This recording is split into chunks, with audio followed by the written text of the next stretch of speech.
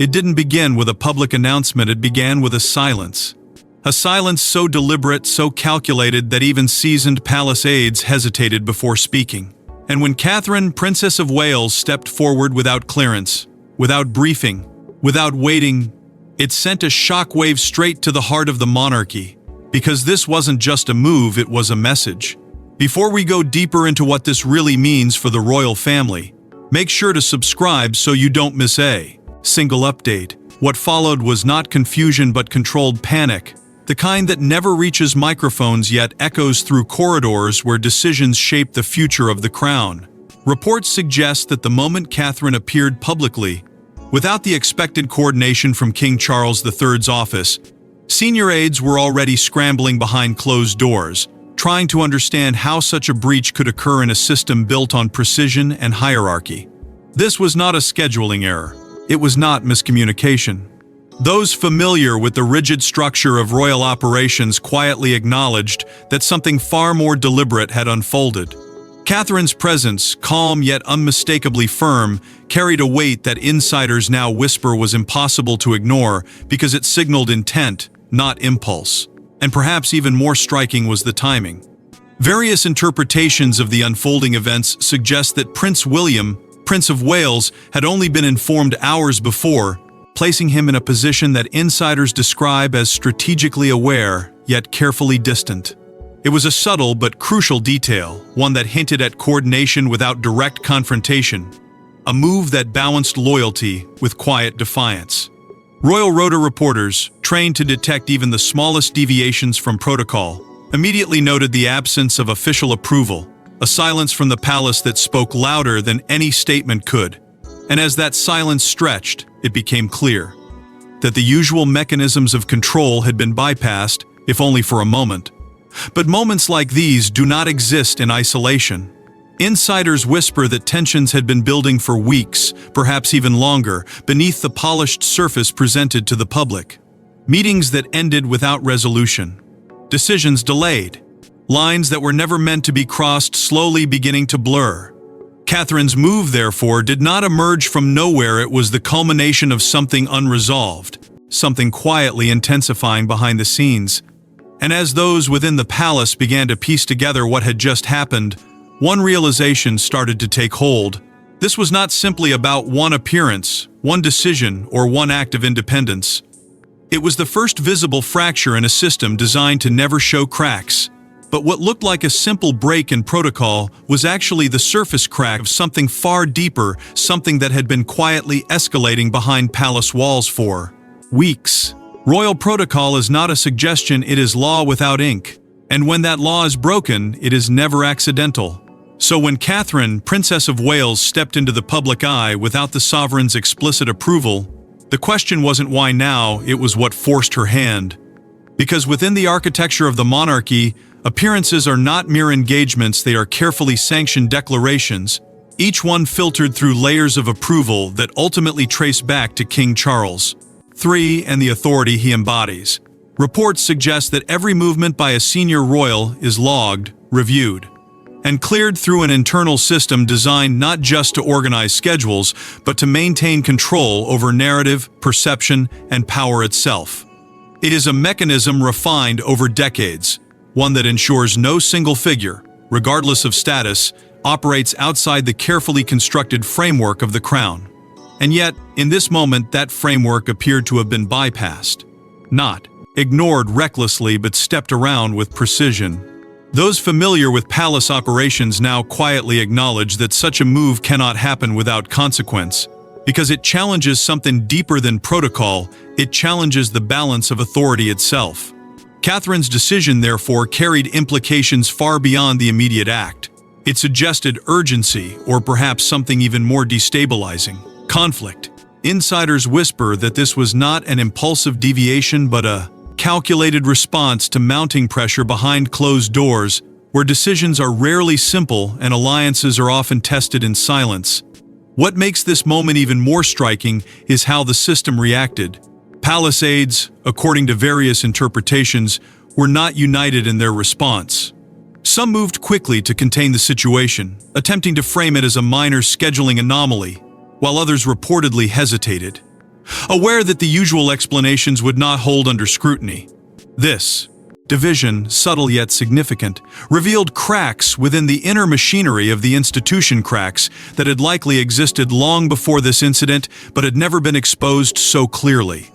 Senior courtiers, meanwhile, adopted a more measured approach, downplaying the event in carefully worded briefings that offered reassurance without clarity. It was a familiar strategy, one designed to protect the institution from unnecessary speculation. But this time, the silence felt different. Heavier, more deliberate, because comparisons to past protocol breaches only deepened the mystery. There had been moments before when royal figures had pushed boundaries, but insiders note that none had done so with this level of precision, this level of visibility, and this level of consequence. Catherine's move did not feel like a mistake. It felt like a message delivered through action rather than words. And as observers began to analyze every detail from timing to tone, one question started to dominate the conversation. What had changed behind the scenes to make this possible? The answer, it seemed, was not something the palace was ready to reveal. But the absence of a clear explanation only intensified the speculation, drawing attention not just to the act itself but to the system that had failed to contain it. And in that growing uncertainty, the narrative began to shift. This was no longer just a story about protocol, it was becoming a story about power, about control, and about who truly holds it when the rules are no longer followed. And as the palace tried to regain control of the narrative, one detail began to emerge. This wasn't just about timing, it was about authority. Long before that moment, before the cameras and the headlines, there had been meetings quiet, controlled, and increasingly tense. Meetings where voices didn't rise, but positions hardened. Inside those rooms, where every word is measured and every pause carries weight, something had been shifting. Between the office of Catherine, Princess of Wales, and the central command that ultimately answers to King Charles III, reports suggest that what began as minor disagreements over scheduling and messaging slowly evolved into something far more complex, an undercurrent of friction that could no longer be contained by polite exchanges or carefully worded briefings. At first, it was subtle, a delayed approval here, a revised plan there. But those familiar with palace dynamics now whisper that these were not isolated incidents, they were early signs of a deeper divide forming beneath the surface. Catherine's team, known for its precision and long-term planning, reportedly began to push for a different approach, one that prioritized clarity and direct engagement over cautious delay. Meanwhile, Central Palace advisors, operating within a system built on hierarchy and control, resisted any shift that might disrupt the established order. It was not confrontation in the traditional sense. It was something quieter and perhaps more dangerous, a slow tightening of positions where neither side was willing to fully yield. And at the center of it all stood Prince William, Prince of Wales, navigating a path that insiders describe as both strategic and deeply personal. On one side, loyalty to the institution and the structure that defines it. On the other, alignment with Catherine, whose instincts and decisions were becoming increasingly decisive. Various interpretations of his role suggest that William was not a passive observer but a careful mediator, choosing his moments with precision while avoiding any move that might escalate the situation prematurely. Yet even his presence could not fully bridge the growing gap. Advisors on both sides, each convinced of their own strategy, reportedly began to push harder, framing their positions as necessary for the stability of the monarchy. Some argued for caution, insisting that timing and control were paramount. Others pushed for action, warning that hesitation could weaken their standing in an environment where perception is power. This clash of approaches did not erupt into open conflict, but it changed the tone of every discussion that followed. And outside those closed doors, the effects were beginning to show. Observers noted subtle but unmistakable shifts in recent appearances.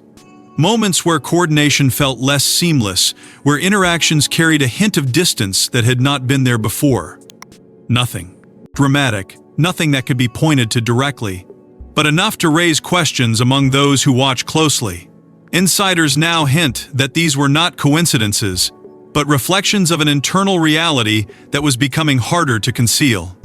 A line, they say, had quietly been drawn not in public, not in policy, but in intent. And once such a line exists, it changes everything, because it forces decisions that cannot be undone, and it creates a pressure that builds with every passing day. Catherine's silence during this period, often interpreted as composure, may have been something else entirely, a moment of calculation, of waiting, of choosing the exact point at which restraint would give way to action.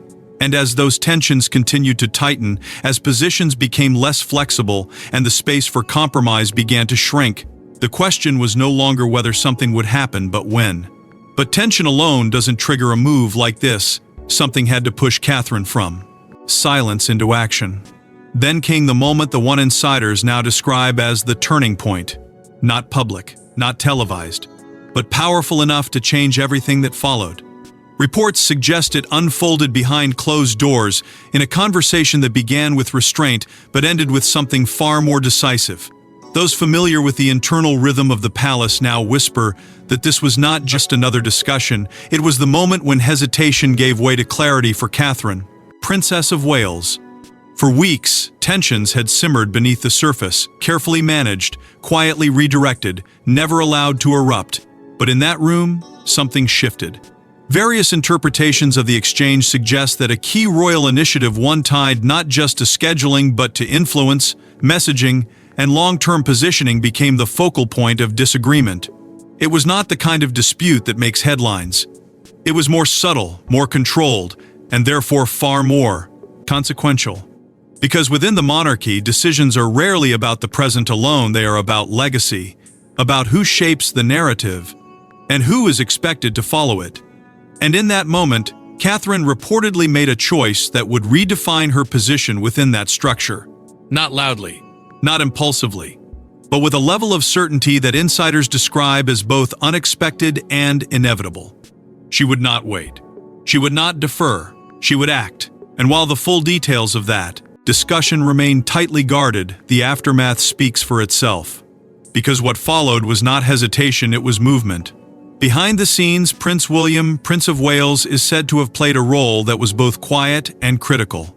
Various accounts suggest that his support was not expressed through public statements or visible alignment, but through something more strategic: timing, awareness, and the absence of resistance. It was, according to those close to the situation, a form of backing that allowed Catherine to move forward without obstruction while maintaining the delicate balance required within the institution. Yet even as that alignment formed, the palace itself was far from unified. Staff members, advisors, and courtiers reportedly found themselves divided not openly, but in the subtle ways that define internal dynamics.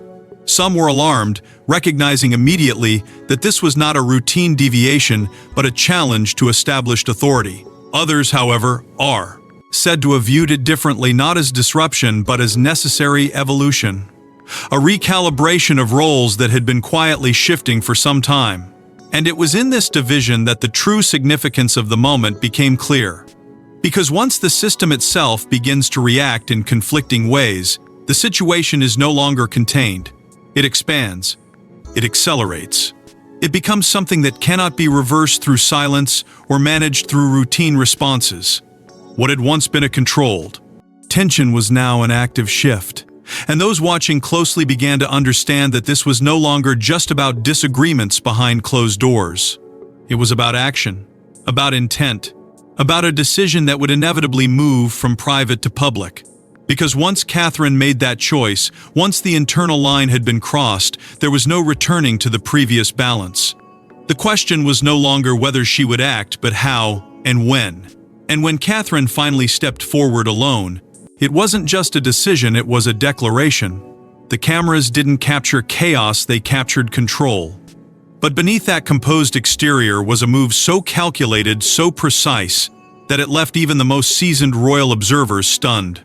When Catherine, Princess of Wales, stepped into that moment, there was no hesitation, no visible uncertainty, no trace of the tension that insiders now claim had been building for weeks. Instead, what emerged was something far more deliberate, a presence that signaled authority without asking for it. A message delivered not through words alone, but through timing, tone, and undeniable intent. Reports suggest that every detail of her appearance had been carefully considered, not as an act of defiance, but as a statement of independence that could not be easily dismissed. It was not loud. It did not need to be. Because within the structure of the monarchy, quiet precision often carries more weight than open confrontation. And this, according to those watching closely, was precision at its most effective. Her messaging, measured yet firm, avoided direct conflict while making one thing unmistakably clear: this was not a moment of compliance, but one of control. Various interpretations of her delivery suggest that she was not simply fulfilling a public role, but reshaping it in real time, asserting a presence that operated alongside the traditional hierarchy rather than beneath it. And it was this subtle shift that immediately captured the attention of those who understand how rare such moments truly are. Because when a senior royal moves with this level of clarity outside the expected framework, it changes how that framework is perceived. Media reaction was immediate and intense. Analysts, commentators, and insiders all began dissecting the moment, searching for clues in every detail, every word, every pause. Some framed it as a bold evolution, a sign that the next generation was beginning to define its own path. Others approached it with caution, questioning what it might mean for the balance of authority within the palace. But regardless of interpretation, one point remained consistent: this was not routine. This was not expected. And it demanded explanation. Yet the palace response, when it finally came, did not provide one. Instead, it arrived late and carefully structured, offering reassurance without revealing intent, acknowledging the moment without fully addressing its implications. It was, as some observers noted, a response designed not to clarify but to contain. And in that careful wording, in that deliberate restraint, another layer of the story began to emerge. Because silence, when used this precisely, is rarely accidental. It is strategic. And it often signals that what is happening behind the scenes is far more complex than what can be said publicly. Insiders now whisper that King Charles III was caught off guard not by the existence of tension, but by the timing and execution of Catherine's move. Various accounts suggest that while disagreements had been known internally, the decision to act in this way, at this moment, shifted the situation from controlled friction to visible change. And once that line is crossed, it cannot easily be reversed. Public perception, meanwhile, began to shift almost instantly. Catherine was no longer seen solely as a participant within the system. She was being viewed as someone capable of shaping it. A figure willing to act, not just respond. And in a monarchy where perception often defines reality, that shift carries significant weight. Because once the public begins to see a new center of initiative, it alters expectations, influences narratives, and quietly redefines roles. What had once been a carefully balanced structure was now being viewed through a different lens, one where authority appeared more fluid, more contested, and perhaps more open to change than previously understood. And yet, for all the attention, for all the analysis, the true impact of that moment was not immediately visible. Because the most significant consequences of such a move rarely unfold in the open. They take shape behind closed doors, in conversations that are never recorded, in decisions that are never announced until they are final. And as the headlines continued to circulate, as the public absorbed what they had seen, those within the palace were already dealing with the deeper implications that would not remain hidden for long. But behind the headlines and the polished appearances, the real consequences were just beginning to unfold. Inside the palace, the reaction wasn't loud, it was controlled, measured, and far more revealing because of it. In the immediate aftermath of Catherine, Princess of Wales's unexpected move, there was no public reprimand, no visible correction, no sharp statement from King Charles III's office that might have restored the traditional order in a single stroke. And for those who understand how the monarchy communicates authority, that silence was not an absence of response, it was a response in itself. Reports suggest that within those first critical hours, the decision was made to hold back, to observe, to assess. Not because the situation lacked urgency, but because any immediate reaction risked exposing more than it resolved. And so, instead of outward control, the focus shifted inward. Behind closed doors, discussions intensified, not in volume but in consequence. senior advisors, according to various interpretations, began reassessing not just the event itself, but the systems that had allowed it to happen. Questions that had once been theoretical became immediate. Who controls the message? Who defines the limits? And what happens when those limits are tested from within? These were not questions designed for public consumption.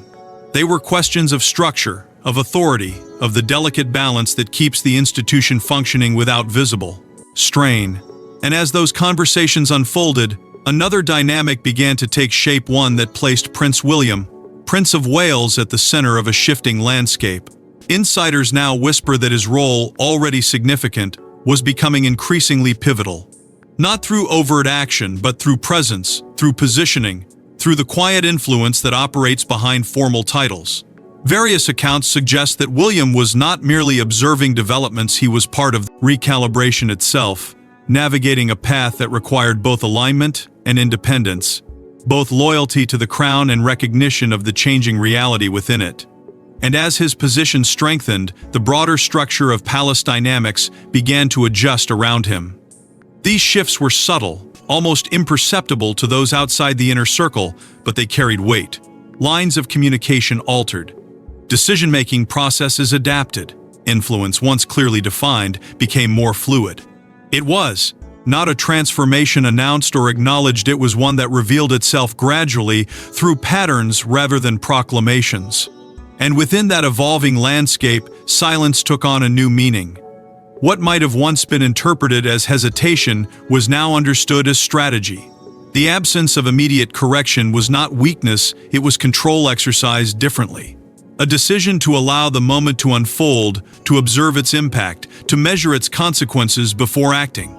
Because within the monarchy, timing is everything, and a premature move can create more instability than the original disruption itself. So the palace waited. It watched. It adjusted internally while maintaining a composed exterior. And in doing so, it signaled something that few were prepared to fully acknowledge, that the traditional mechanisms of authority were being tested, not from outside, but from within. That control was no longer absolute, but negotiated in ways that could not be openly discussed. And as those within the institution continued to navigate this new reality, as decisions were made quietly and alliances subtly reinforced, one realization began to take hold among those closest to the situation. This was not a moment that would simply pass. It was a moment that would redefine how power was exercised moving forward. And as the dust began to settle, one question remained: was this an isolated moment, or the beginning of something much bigger? For years, the structure of royal authority had remained clear, but now that structure was evolving quietly, steadily, and perhaps irreversibly. What had once been defined by rigid hierarchy and unquestioned protocol was beginning to shift into something more fluid, more responsive, and, according to some insiders, more unpredictable. At the center of this transformation stood Catherine, Princess of Wales, whose recent actions were no longer being viewed as isolated decisions, but as part of a broader emergence into a more assertive and self-directed role. Reports suggest that this evolution had been underway long before it became visible, shaped by years of preparation, observation, and an increasing confidence in navigating the pressures of royal responsibility. But what changed now was not just her position, it was the perception of that position. Because once an individual begins to act independently within a system built on coordination, the entire system must adjust in response. And that adjustment, however subtle, begins to redefine the boundaries of authority itself. Alongside her, Prince William, Prince of Wales, was also stepping into a more prominent and influential space, not merely as the heir, but as an active participant in shaping the direction of the monarchy. Various interpretations of their dynamic suggest that they were no longer operating as separate figures within the institution, but as a unified front aligned in purpose, coordinated in approach, and increasingly perceived as the future center of royal leadership. This alignment, while not openly declared, was becoming more evident through their actions, their timing, and the consistency of their messaging. And in a monarchy where unity is often as important as authority, that perception carries significant weight. Meanwhile, King Charles III found himself navigating a more complex landscape than ever before. Balancing the responsibilities of the present with the realities of transition, he was required to maintain authority while acknowledging the gradual shift toward the next generation. Insiders whisper that this balancing act is not without its challenges, because every decision, every response, every moment of silence or action must now be considered not only for its immediate impact, but for how it shapes the evolving structure of the monarchy. It is, according to those close to the situation, a role that demands both strength and ability to lead while allowing space for change. And beyond the walls of the palace, public perception was beginning to reflect this transformation. Observers noted a growing sense of confidence in the emerging leadership of William and Catherine, a recognition that the future of the monarchy was not something distant, but something actively taking form. Support, once distributed across established roles, was gradually consolidating around the figures seen as representing continuity and renewal. This shift, while subtle, carried profound implications. Because in a system where public trust underpins institutional stability, changes in perception can influence reality itself. Internally, there were signs that this evolving dynamic was being acknowledged, even if not formally articulated. Adjustments in communication, in planning, in the distribution of responsibilities suggested that the institution was not resisting change, but adapting to it. Slowly, carefully, in real time. And it is this adaptation that defines the current moment, not as a break from tradition, but as a recalibration of it. A process through which the monarchy seeks to preserve its core while adjusting its structure to meet the demands of a shifting landscape. Yet even as this new balance began to take shape, even as roles were subtly redefined and expectations quietly adjusted, the full implications of Catherine's decision remained unresolved. Because moments like these do not simply pass, they echo, they influence, they reshape the path forward in ways that are not immediately visible. And as the institution continues to navigate this evolving reality, one truth becomes increasingly difficult to ignore. The future is no longer waiting in the distance, it is already unfolding. But even as a new balance began to form, the implications of that single decision were still unfolding. What happened in those few minutes wasn't just a royal moment, it was a signal. A signal that the future of the monarchy may not wait for permission. Because when Catherine, Princess of Wales, stepped forward in that decisive way, it reframed everything that had come before it, not as tension, not as disagreement, but as preparation. Reports suggest that what the public witnessed was not a sudden act of independence, but the visible culmination of a deeper transformation that had been unfolding quietly over time. A transformation shaped by pressure, by expectation, and by the growing realization that leadership within the monarchy is not simply inherited, it is demonstrated. And in that moment, Catherine did not ask to lead. She showed that she already could. That shift, subtle yet undeniable, carries weight far beyond the immediate reaction it triggered. Because within an institution built on continuity, moments of visible change signal something much larger: transition. Various interpretations now suggest that the monarchy is entering a phase where the boundaries between present authority and future leadership are becoming increasingly blurred, not replaced, not overturned, but gradually redefined in ways that allow both to coexist even as they evolve.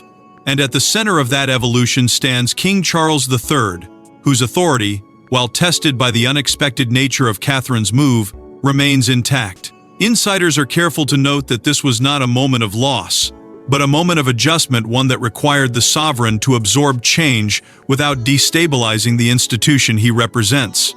It is, according to those close to the palace, a delicate balance.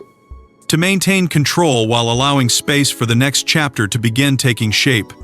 And that next chapter is increasingly defined by the presence of Prince William, Prince of Wales, and Catherine, whose roles are no longer viewed solely through the lens of succession, but through the lens of active leadership. Together, they are being seen not as future figures waiting in the wings, but as anchors already influencing the direction of the monarchy.